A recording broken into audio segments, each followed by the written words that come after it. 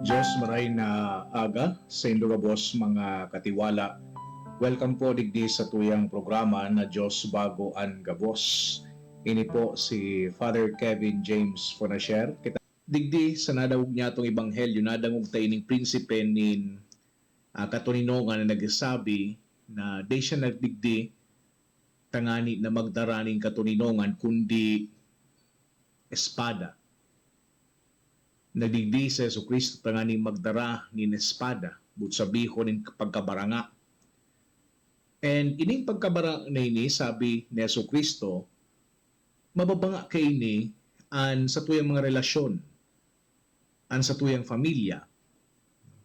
Kaya kung para sa tuya ini matataramo na ini dipisil asin man garibaga harsh na maray, di man kita nagsulo-solo. No? So, original audience na Yesu Kristo ng mga Hudiyo na-disturbo man kay ining mga tataramo na ini. No? So, paano niya to masabutan manggatiwala ining mga sinabi ni Yesu Kristo?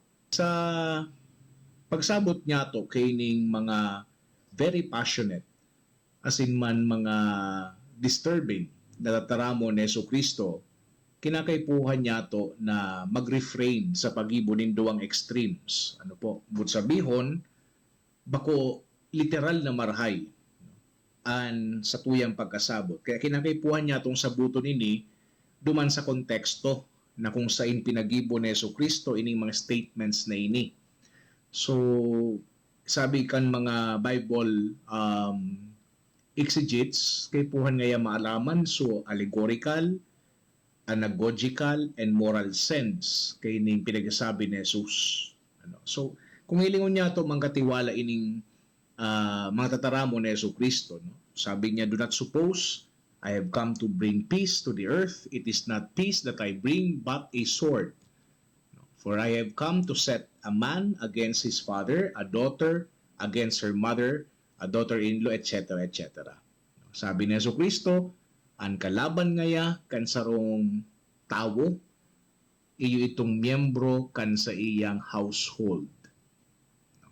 So, pwede niya ito digdi sa instance na ini ma-translate o masabutan itong espada na bako man ini so magkaradanan ngayon o bako ini bloodshed. But it is a reference to the fact that ang tataramon kang mahal na Diyos, ano po, sinasabi baga, mas matarong pangaya ini duman sa double-edged sword. No? It penetrates to dividing soul and spirit. No? Sabi duman sa Hebrews chapter 4 verse 12.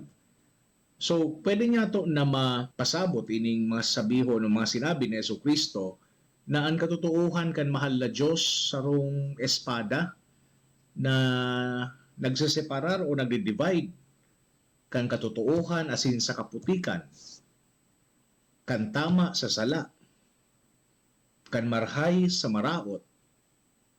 And it really confronts us. It really requires us to make a decision.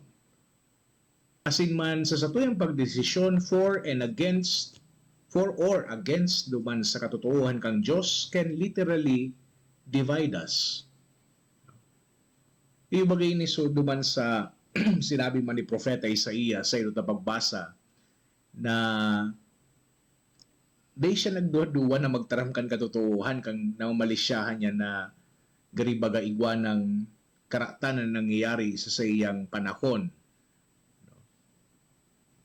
Ang parte kan pinapataram ni kan mahal na Diyos kay Propeta Isaías, no? Sabi niya duman, haliun nga digdi nindo habo kung mahiling ang mga ginigibo nindong maraot, pumundo na kamo kan pinagibo nindong karatan, makanod na magibo nin marhay, magibo nin hustisya, tabangan ang nangangaipo, maging husto sa mga ilo, asin sa mga balo. So ang katotohanan duman na pinagsasabi ni Propeta Isaías was so direct, no, sa mga tao. Sa tuya man katiwala na presenteng panahon, digdi sa tuyang kinaban. Kadaklan ng mga tawo an takot na magtaram ning totoo. And kakibat kaiyan ang pagdangog o paghinanyog kung ano ang totoo. Because of course, ang pagdangog sa kung ano ang totoo, iwang konsekwensya. Iwang konsekwensya. Sabi nga ni kito ni ni San Agustin, habo nga yakan mga tawo ang katotohan, namumot nga sinda sa totoo kung pabor sa inda.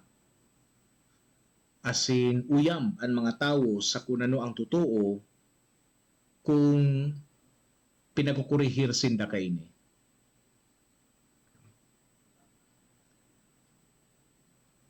Mahihiling taman ini sa tuyang ordinaryo na pagkikipag-relate sa tuyang mga kapwa.